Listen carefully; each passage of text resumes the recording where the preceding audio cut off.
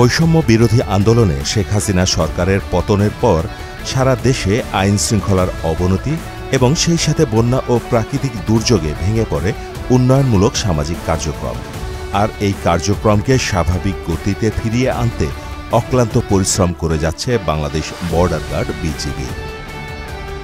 শনিবার লালমনিরহাটের পাটগ্রাম উপজেলার জোংড়া ইউনিয়নের প্রায় 12,000 মানুষের যাতায়াতের জোড়া ব্রিজ নামক রাস্তার দুই পাশ ভেঙে যাওয়ায় সাধারণ মানুষের চলাচলে অসুবিধা হচ্ছিল।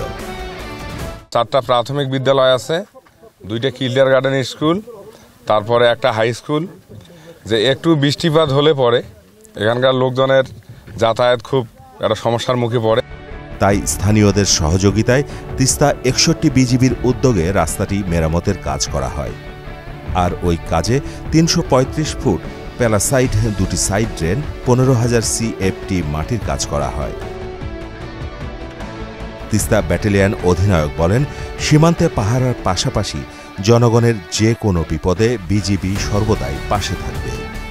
কিন্তু এখন যেহেতু বাংলাদেশে কোনো নির্বাচিত সরকার নাই, এখন ইউনিয়ন চেয়ারম্যান এবং ওয়ার্ড মেম্বাররাও কাজ করতে ভয় পাচ্ছে আর কি, তারা আসতে সাহস পাচ্ছে না।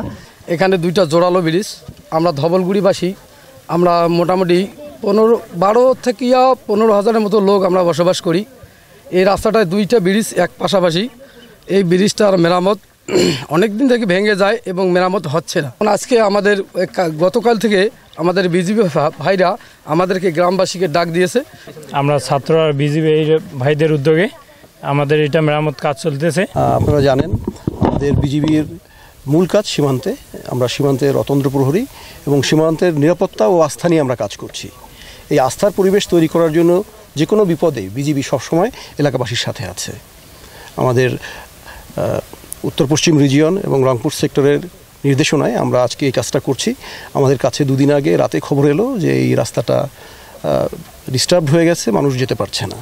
তো কালকে আমরা এলাকাবাসীর সাথে কথা বলি এবং সেই হিসাবে ওনারা যতদূর যে পেরেছেন আমাদেরকে সহায়তা করছেন, কেউ শ্রম দিয়ে, কেউ বিভিন্ন ধরনের নির্মাণ উপকরণ দিয়ে, এবং এর বাইরে যতটুকু ঘাটতি থাকছে সেটা আমরা বিজিবির পক্ষ থেকে দিয়ে আমাদের সৈনিক ভাই যারা আছেন সকল পদবীর আমরা চেষ্টা করছি এই জনগণের যাতায়াতের ব্যবস্থাটা করতে। আপনারা জানেন এখানে প্রায় 10টার মতো মহল্লা রয়েছে এবং 10-12 হাজার মানুষ থাকে এবং আমাদেরও এখানে যেতে হয় বিভিন্ন সীমান্তে নিরাপত্তাজনিত কারণে।